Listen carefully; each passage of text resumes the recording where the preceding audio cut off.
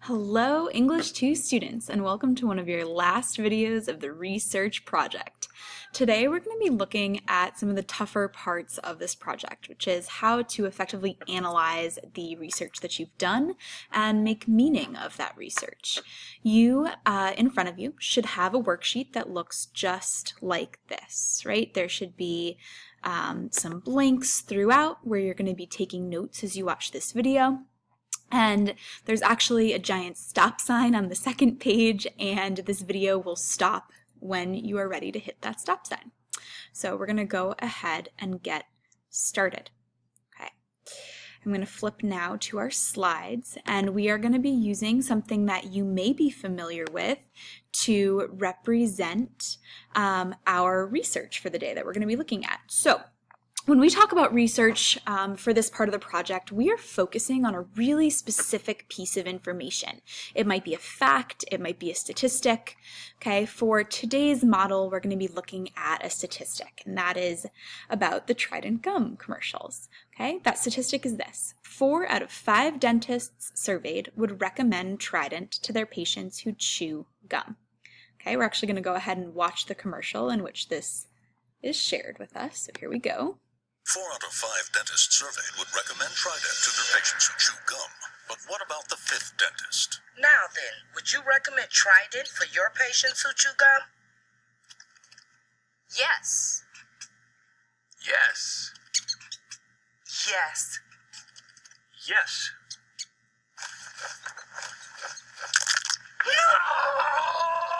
There are many theories, but one thing's for sure. Great tasting sugar-free Trident helps fight cavities. All right, so there we go. We have our research. We are ready to begin analyzing it. So the first thing that we're going to do is recognize that there are actually 3 steps to this process. The first part is to actually question the research, and you'll note that on your handout that step 1 is there for you. Okay. After that, you want to find the so what, right? Why does this research matter? What is significant about it? What is it telling us? And then the third step, and it's highlighted in yellow because at this point you will want to pause the video and record step 3, which is to identify the strengths and limitations of research. Again, at this point you will want to pause the video and record step 3, identify the strengths and limitations of research. Okay, once you have recorded step 3 on your worksheet, we're going to address a few common questions. Question: if I do all of that, am I done? Am I done with the project? No, you still need to do a couple of things after we go through this process today. That's going to be to identify trends and patterns across the body of data, which will be your reasonable conclusions slide, right? And then you will continue to actually draw those conclusions and make implications, leading you to your new question stage, and that will conclude your research. Moving right along. Why would we start by asking questions? Why is that a significant part of this process? Okay, well, generally speaking, we started this unit by talking about fake news and how a lot of us are easily duped, right? And so in a world full of fake news and phishing emails and scams, it is super important to be critical about information. You should question everything that you hear. Wonder about what is not being said, right? Do not merely analyze what is there, but question and wonder, why didn't this person share this information? Or what is missing? So the first thing that we do is actually take a piece of the research, or a part of the research as we're going to call it. So if you look down at your handout, you will see this chart. The part of the research that we're going to start with is 4 out of 5 dentists. So we're essentially breaking down, the piece of evidence. The first question I might ask, and again, this is on your handout, how many dentists were surveyed? It could only be 5, which would not be a statistically significant number, right? And so the reason I'm asking that question is I'm looking at the numbers and I'm thinking critically about what I know about statistics, and that 5 people is simply not a lot of people, okay? Now, the boxes highlighted in yellow are 2 questions that you will need to record on your sheet, okay? So you'll actually want to go to your handout, okay, and right here, you'll want to record these 2 questions that we're about to look at. Does the 5th dentist not recommend Trident? Is there an option to omit a response or share no response? So the reason that I'm asking that question is I want to know what's going on with that other dentist, right? In the commercial, we see that he had an encounter with a squirrel, which may have swayed his opinion. But in reality, if we were looking at this research as real, right, and as meaningful data, we would want to understand what is going on with that other dentist. Then the next question and the last question I'm going to ask about this part of the research is, did the dentists receive any perk for taking this survey? In other words, did they get free gum or payment? If there was an incentive for them to take the survey, that would sway their responses. And so again, I'm using my background knowledge, okay, of surveys and how people get surveyed to really question the validity of this research. So at this point, if you have not done so already, you will want to pause the video and write down this question and this question. The second part of the research that we're going to be looking at, okay, is this concept of recommending Trident, right? So this is again us just choosing one part of the evidence. The first question I'm going to ask is, are the dentists recommending Trident specifically, or any sugarless gum?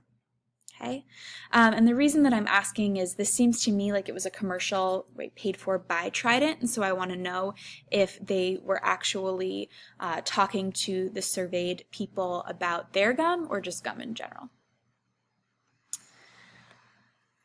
The next 2 questions, again highlighted in yellow, you will want to copy down on your paper. These questions are, is the dentist's top recommendation not to chew gum? This wasn't even something that was brought up in the research, right? And this might be a question that I have. Right? If we're talking about gum, we're talking about dentists. They usually want you to be healthy. And so is gum something that they really want you to actually be chewing at all?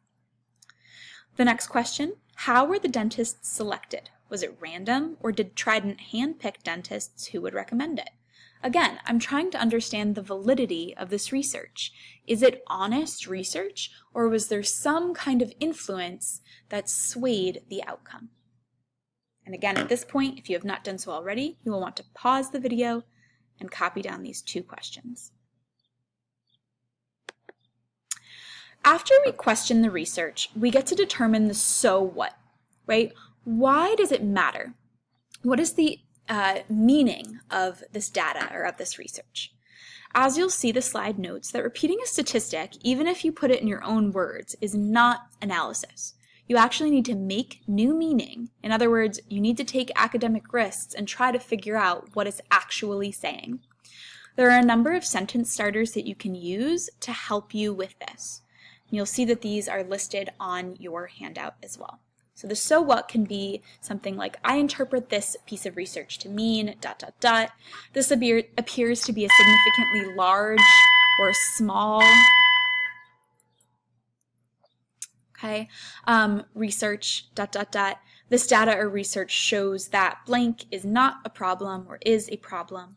This data projects or predicts that this is happening. And then lastly, what this data is indirectly showing is...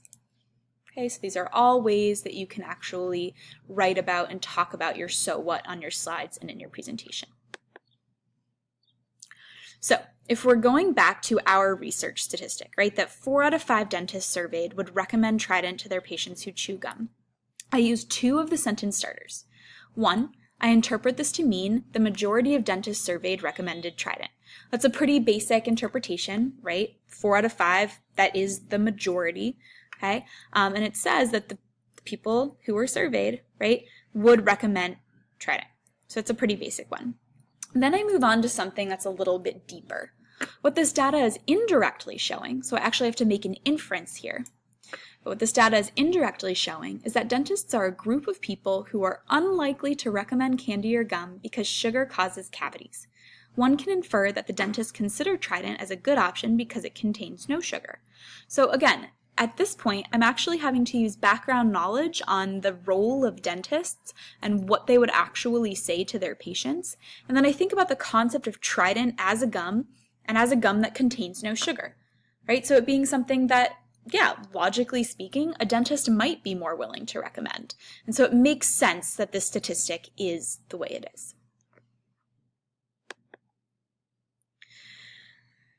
After you have determined the so what, the very last step of analyzing is identifying strengths and limitations. Strengths and limitations are basically like what is strong about this piece of research and what is weak, or what questions do I have.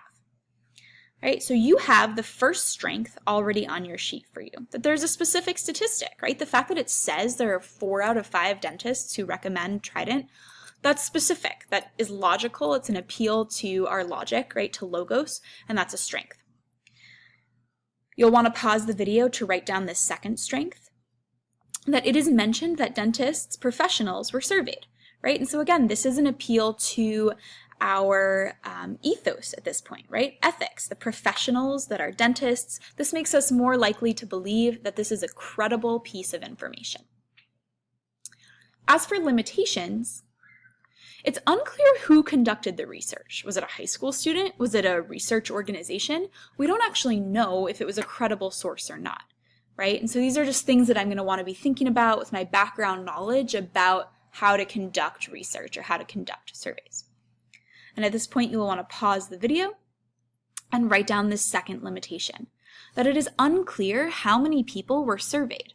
5, 500, 5,000. It said that 4 out of 5 dentists recommended the gum, but that might be out of a much larger sample size. If it was, it would make the data way more credible, but we don't know that because we don't know the background of the evidence. So the reason, again, that we do strengths and limitations is to try to more deeply understand the credibility and validity of the research that we're looking at. Okay, at this point, we're not going to yet jump into your turn. You'll want to stop, where it says stop, and make sure that you have thoroughly filled out, all of the yellow sections in this video and added to your notes. So you should have made it through page 1, including the question, essentially the so what is. If you didn't fill this out, you can go back and fill that out now. You should have filled out the second strength and the second limitation, and then you can stop. If you're done before time is up, you can preview the next steps if you would like, but don't yet get started as we're going to do this in partner work and as a class.